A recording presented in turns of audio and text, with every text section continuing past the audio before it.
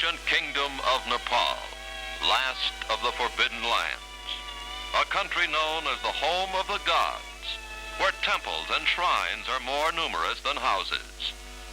A land of contrasts, whose varied architecture marks it as the meeting place of two great religions of the East, Buddhism and Hinduism.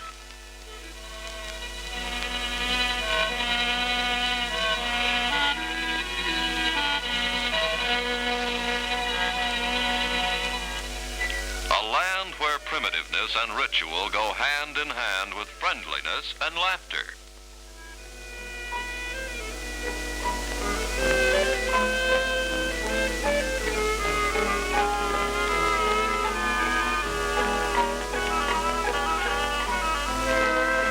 Intricate art and architecture of Nepal are a source of wonder to the few travelers from the Western world who have been permitted to see them. They bear testimony to the genius of a tribe of master craftsmen, the Newars, the original inhabitants of Nepal.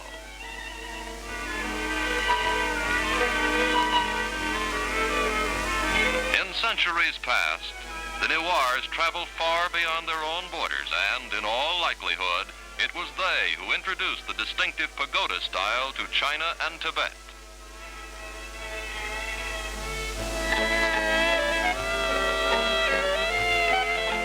One of the crowning achievements of Newar architecture is the Temple of Bodhina, the magnet of all the great Buddhist pilgrimages. Fluttering prayer papers give the temple a festive air, while the glaring eyes of Buddha remind the faithful that their activities are being watched.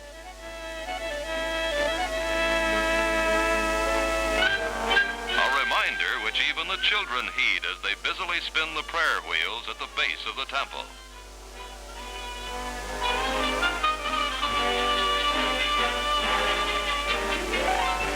The 7 million inhabitants of Nepal live in a country ringed by mountains and guarded by jungle.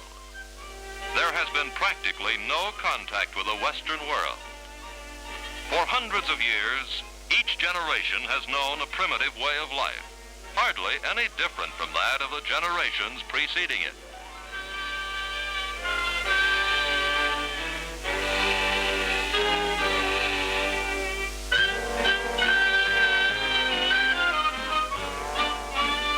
Despite its isolation, Nepal has been a bridge between India to the south and Tibet to the north.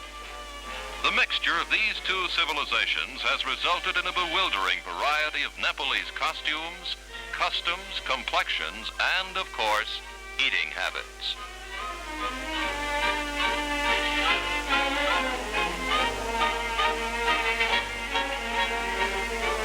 Here, a traveling Hindu fakir, or yogi, demonstrates the latest in imported headgear, a turban fashioned out of hair instead of fabric.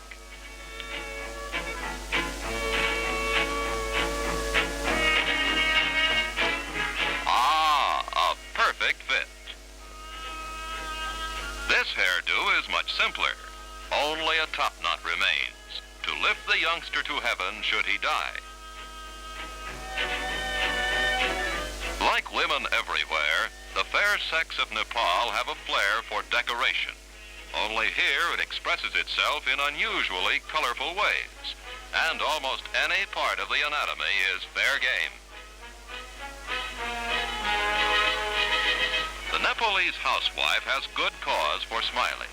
She's her husband's bank account. Instead of salting away his capital, hubby invests it in jewelry. A man's wealth can actually be gauged by the decorations sported by his ever-loving spouse.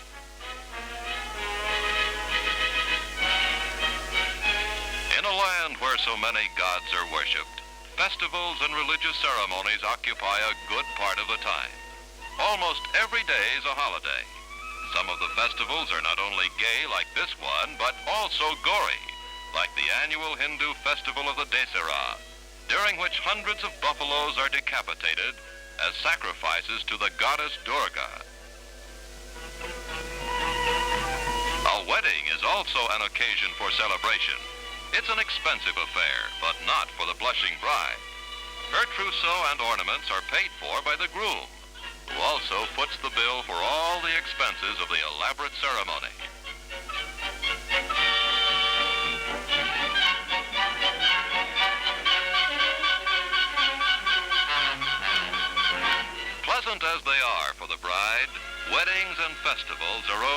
brief interlude in a way of life that is hard and often unrewarding.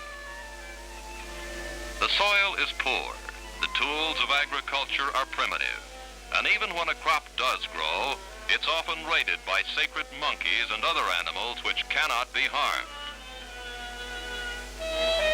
Near Kathmandu, the capital of Nepal, there are several small towns. One of these is Pashupati, the doorway of death.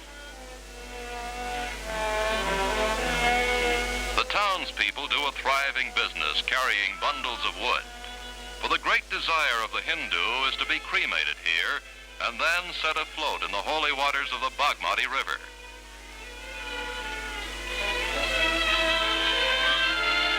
For the living, the Bagmati serves to cleanse not only the soul, but also the laundry.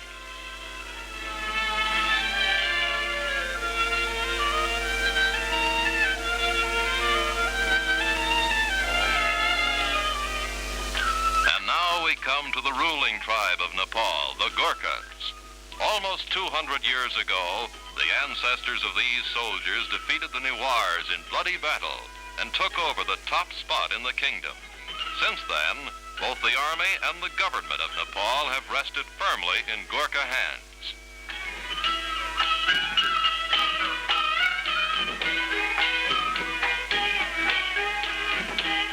Despite his fondness for dancing while dressed in milady's finery, the Gurkha is considered one of the toughest fighting men in the world.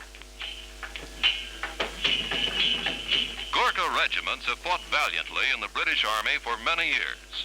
During the First World War, a quarter of the male population of Nepal, some 200,000 Gurkha soldiers left their women, families, and entertainment behind and distinguished themselves in combat abroad.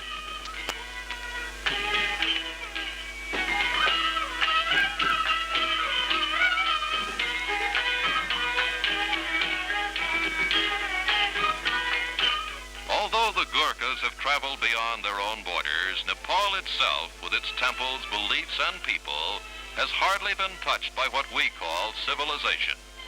It remains a land of savagery, simplicity, and beauty.